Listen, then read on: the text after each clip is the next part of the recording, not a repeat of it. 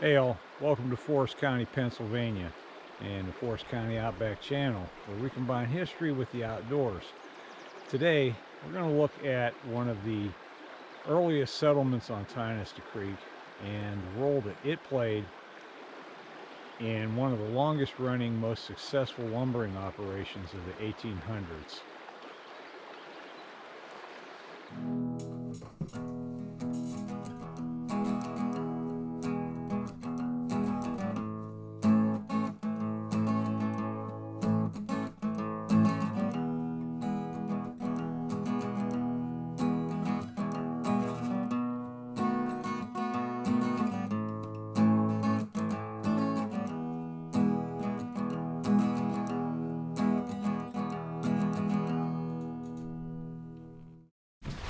This 1897 photograph is one of the iconic images of Forest County.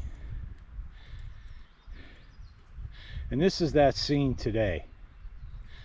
This is Forest County Outback number 43, Newtown, Part 1.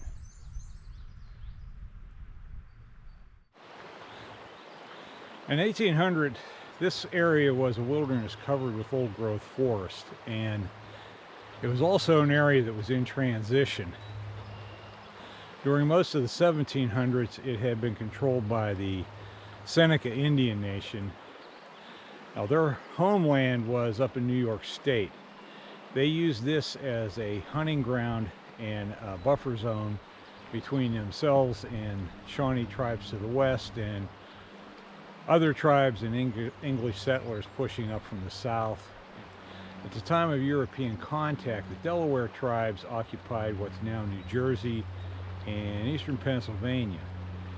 And through a series of bad deals and broken treaties, they had lost their lands, had been pushed west. Around 1750, the Senecas invited the Delawares to set up in this area, not because they were any great humanitarians, but because they realized it was in their interest to have an allied tribe in this area who owed them in a big way. So the Delawares set up villages on the Allegheny, starting like down at Kibbe's Island, Hunter Station Golf Course, and in the river bottoms up to East Hickory and up Tionesta Creek. And the Muncie clan had a village on the flats behind us. Now, by 1795, the Senecas had made a deal with the U.S. government to cede their lands here, and in return for a reservation in New York State where they wouldn't be bothered. And that actually held for about 160 years, which was a pretty good record on the part of the U.S. government. In 1960, they constructed the Kingsley Dam, and that's, you have to look that up, that's a whole nightmare scenario there. Anyhow, the Delawares were forced to move on, and the first white settlers known to occupy this site behind me on these flats was Ebenezer and Clarissa Kingsley. Now we're going to step across the creek here and continue their story over there.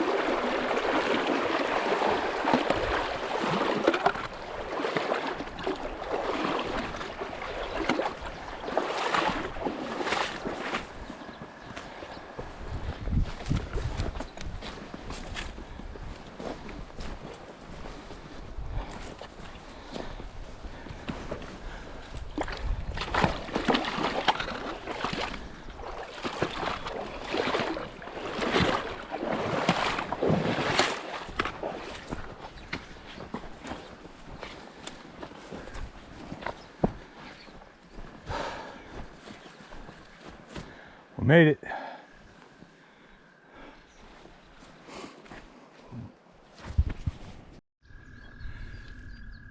So we've made it across without mishap, and there's the bridge pier, and this over here is where the sawmill was.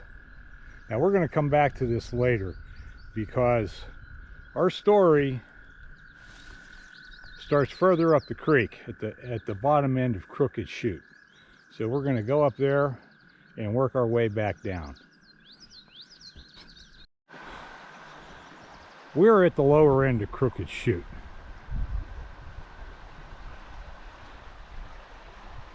You have to excuse me a minute here. I got a new toy. Well, it's not a new toy. I've had it a while. I just decided maybe I'd better learn to use it.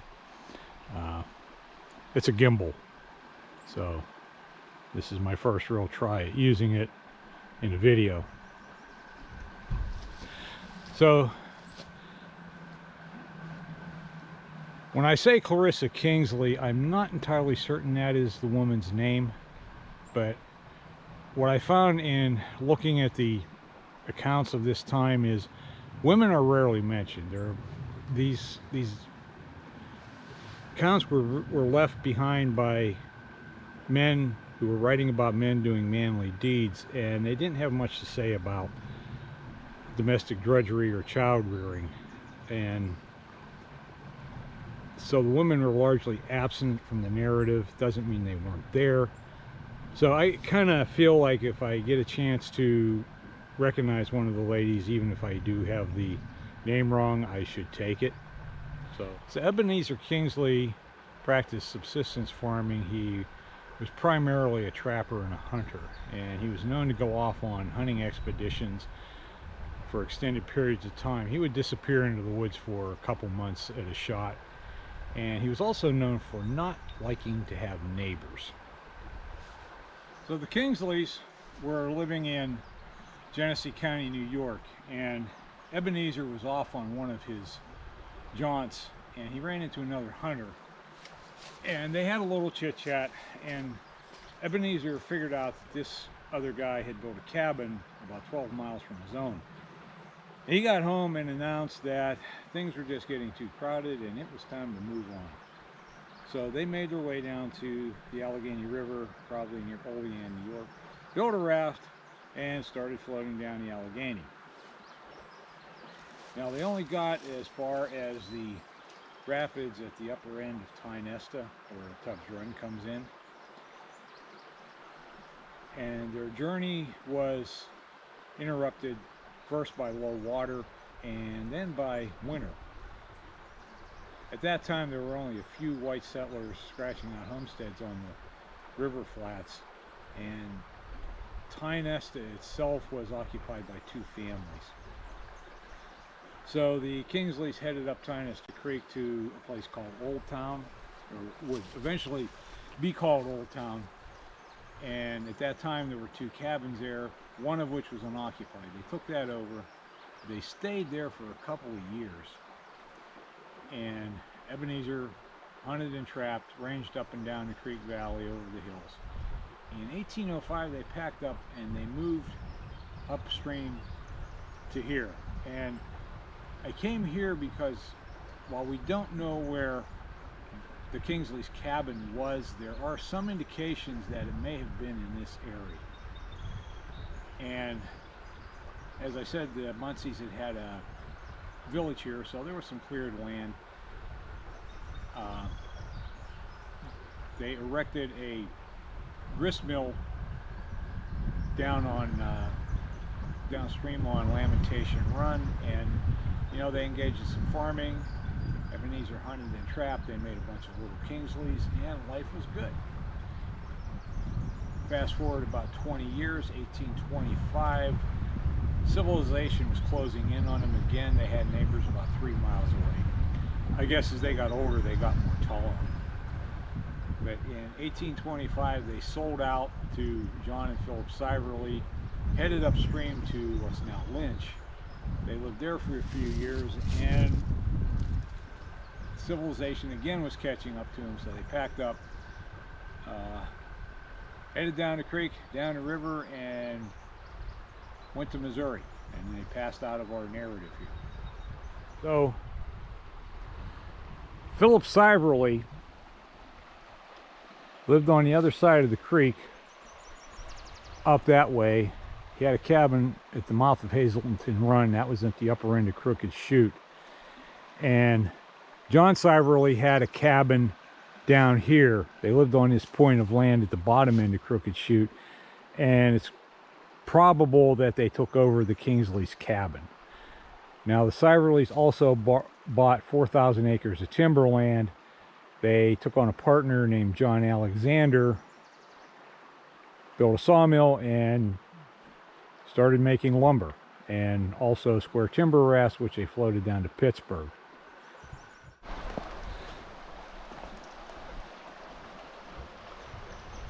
Now on this point of land here at the bottom end of Crooked Chute, there was a structure here. And you see that log buried in the under all this stone, under this riprap. And there's a heavy chunk of metal here. Looks like it may have come from a boiler.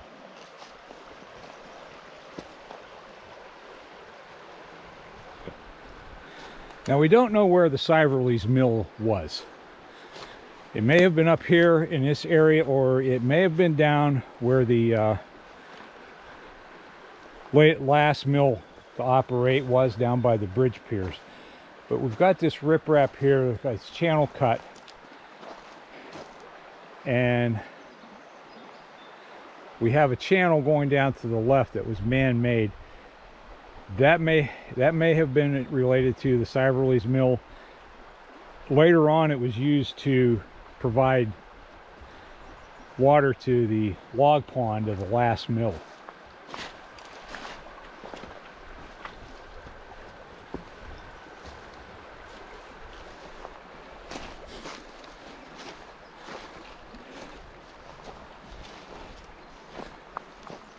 But it looks like there was another channel here. In 1880, Whitman and Bauer had two sawmills in this area, in the Newtown area. One to saw pine, one to saw hardwoods, and we don't know where they were. This might be related to them also, but if you look here, you can see, I'll get these controls right here. These timbers with the spikes in them. So this was, you know, definitely, these were definitely man-made trenches here, or not trenches, but at least raceways.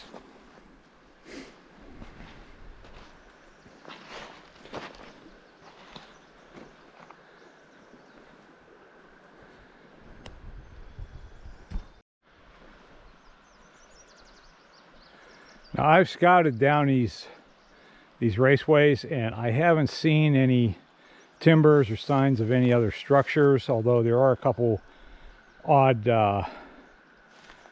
depressions, and it looks like a couple places might have been platforms.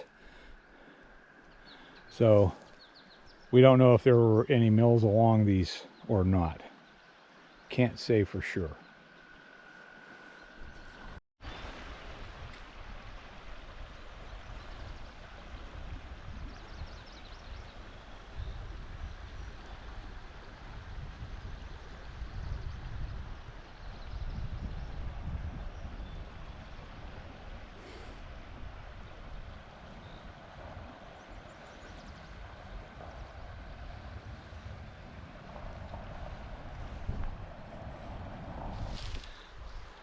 Now, in 1833, two young men came to Portville, New York. They were William F. Wheeler and Henry Dusenbery, and they were the sons of two business partners from Deposit, New York, on the Delaware River. They were lumbermen, and they had a sawmill there, and they were running rafts down in Delaware to the Philadelphia market. So William and Henry were, even though they were young, they were very experienced. And, you know, they came west looking for an opportunity. So they were running a successful operation up at Portville, running their rafts to Pittsburgh and Cincinnati. Now in Cincinnati they had a business partner named Van Bergen who took care of the sales. Now it was through Van Bergen that William and Henry became aware that John Alexander wanted to sell his share of this operation, and this was in 1837. And Van Bergen thought this was a good opportunity, and he made arrangements to meet William here to look the property over. And Van Bergen, this was in the winter time. Van Bergen traveled from Cincinnati up here. William got on his horse, whose name was Old Eggleston. You may need to know that on Jeopardy someday. And traveled through Smethport and down to this location, like I said, in the winter time. And they got here on the same day, actually within about an hour of each other. And William left a description of the property at that time. He described it as a sawmill, good for the time, 2 water gates, good water power, 4,000 acres of pine timber, and several log cabins to house the working men. So they spent a few days looking it over, decided it was a good investment, and agreed to buy it. Now, the price was $8,000, which today translates into about $250,000, and it was due in full in 30 days. Hey everybody, check this out.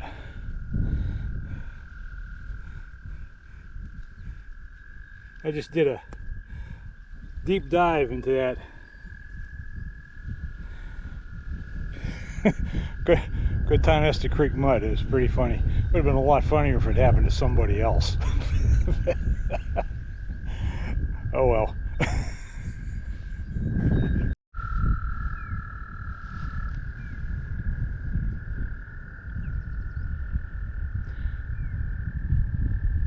Usually don't get to see Newtown from this side.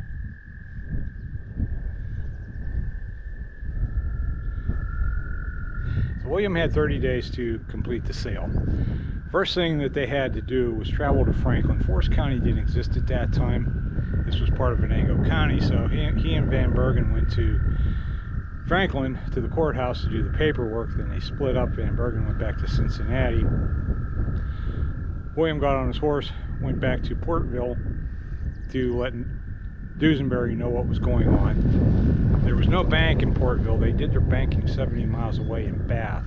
So he rode on air to get a loan. He could only get $1,500. So he decided what many other aspiring entrepreneurs do. He decided to hit up Mom and Dad for a loan. So he rode 200 miles to Deposit, New York in the winter, talked to his father and to Henry Dusenbery, and secured a loan. He came back and got the job done in 30 days. And this was the beginning of the Wheeler Dusenbery Lumber Company. Now this would not be the only epic journey William would take in relation to this mill. A few years later, they were the practice was to float your logs and rafts out on the spring rise when the ice went out. So they had everything ready, but they didn't have traveling money. So William got $600, got on a horse, who probably thought, oh great, this again. Rode down to Tityute. Now during that time, the ice on the river had gone out, and then it jammed up. He couldn't get Eggleston across the river, he was probably relieved. But he picked his way across the ice jam to the other side of the river, hiked 17 miles here to deliver the money. I think we can safely say that William F. Wheeler was not a wuss. Now as we're heading down the creek, we're beginning to start to see remains from the last sawmill. And if you look on the photo of the mill, you'll see the log pond, and there was a timber wall separating it from the creek, and we can see some of the timbers right here.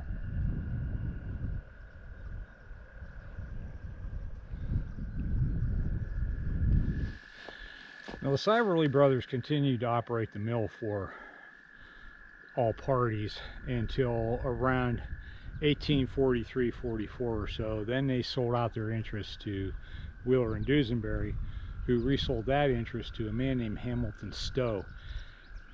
He was a lumberman in the Portville area. The Wheeler and Dusenbery were well acquainted with him, and they had a lot of trust in him. Now part of the deal was that Stow would move down here and take over management of this operation. And in 1844 he loaded his family, his household goods on a raft, floated down to Tionesta, which was now an actual village now. However, there was no decent road connection to Newtown. Railroads were decades in the future. Everything had to be done on the creek. They float their lumber and timber out, and supplies had to be brought up on the creek. So one of the first things Stow, one of his first projects, was to build a half-decent road from Tionesta to Newtown, and that was possibly the genesis of the Creek Road. And I did a video on that a while back. It's called the Creek Road Part 2, and I talk about the Creek Road and its possible origins.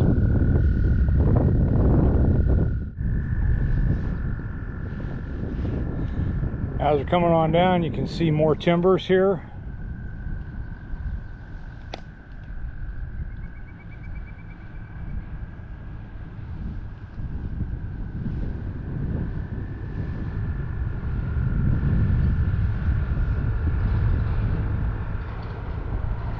We're getting closer to the site of the mill. Now, referring to the photo again, you see these pile of stone, and there's another one down there. These were stone-filled timber crib works for that for the log pond, which was over here.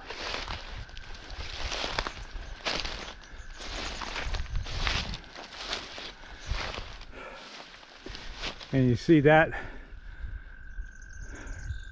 gap there to the right of that embankment, that was the raceway for the sawmill.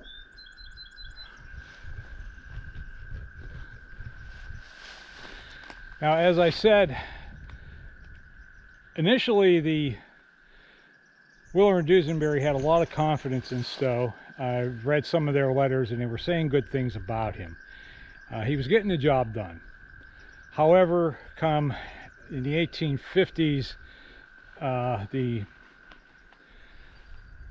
they began buying more land. They bought the mill on Hickory Creek, that's now in Endeavor Lumber Company, and 7,000 acres. Now, Stow was now managing two properties separated by about 10 miles of what was essentially wilderness. It's not like today where you can jump. I could jump in my car and be down in Endeavor in 15 minutes. And like I said, up till now he'd done a good job, but he was now being overwhelmed. It was just, they were asking too much of him, and relations between the partners began to deteriorate over several years, and it finally reached a head in 1865.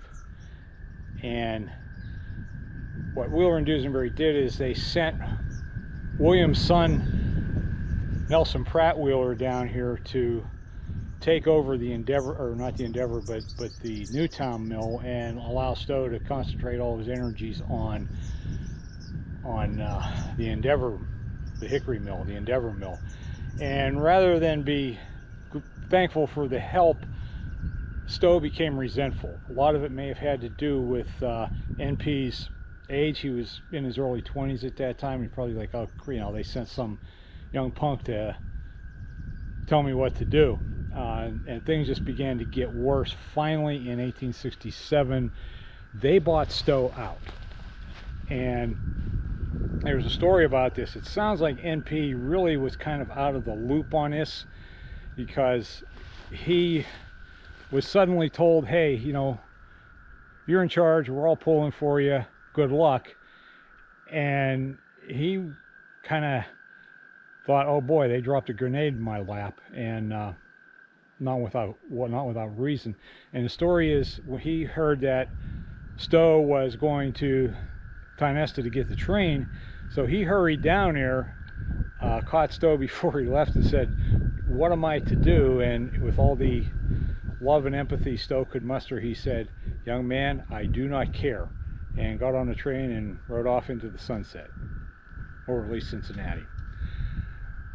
But the Wheeler and Dusenbery had learned their lesson, and they sent Henry Dusenbery, who was about the same age as NP, they sent him down here to operate the Newtown mill, and NP took over the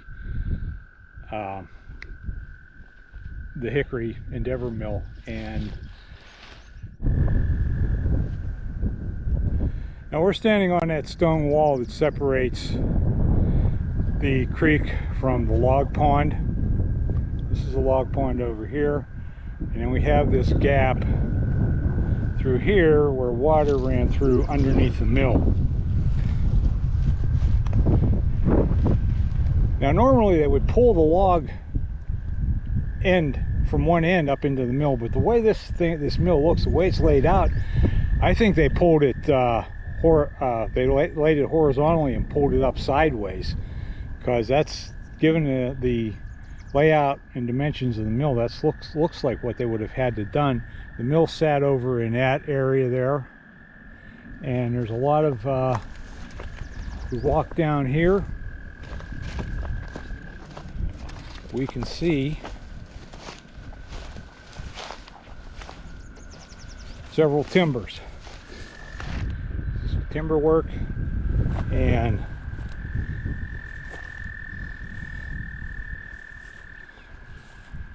it looks like a floor over here. I'm a little nervous, this ground doesn't look real solid. Yeah.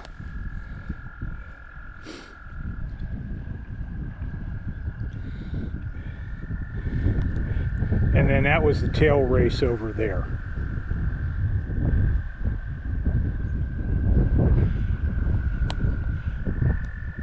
Now, the original Cyberlys mill was a single sash up and down mill to square the logs. And then it would run through a gang saw that had 25 saws in its frame. This was a water powered mill, was not real high production. And at some point it was converted to a circular mill. They did retain the gang saw. And as I speculated, that the Cyberlys mill may have been upstream where we first started. If that's where it was, then I'm certain when they converted to the circular mill that it was the location it was moved to. Now, it may have been here all along, I'm not sure. And it remained a water powered mill its entire existence, which is unusual for these mills. Usually they were converted to steam. And the reason for that was Teddy Collins was buying up all the timberland around here, and Wheeler and Dusenbery realized that their chances of buying any additional timberland in this area were pretty slim. So while they were willing to modernize with the circular saw, they weren't willing to go whole hog with steam power. And this mill only ran until 1907 and is shut down when they ran out of timber. They didn't have access to any more, and that was kind of an early closing date for most of these mills. And one account says that the mill was torn down soon after. I have photos that show it being here for quite some time afterwards.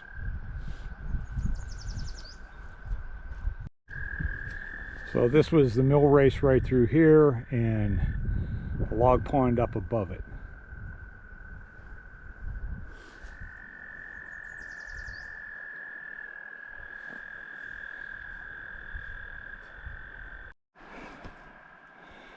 Now there are a row of timbers coming out here, and as you can see in the photographs,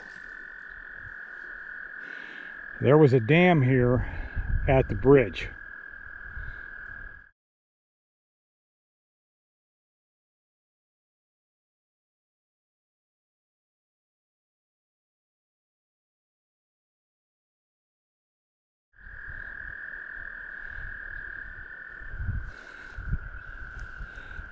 And what it looks like is, I think this on this side may have been a bracket to allow rafts through.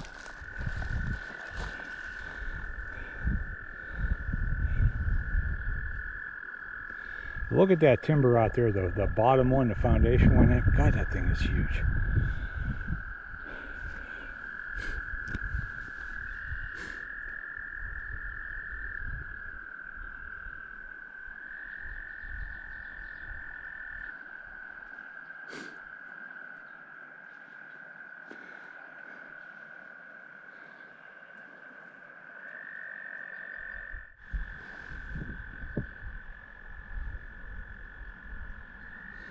We're going to call it a day for part one. Batteries are just about out. So, hey, thanks for watching. Come back for part two. We're going to have a lot of then and now photographs, and subscribe, comment, share. Check out our merch page. You can follow us on Facebook at Forest County Outback Group. You can email me at forestcountyoutback.com. Thanks for watching. Let's catch you on the next one.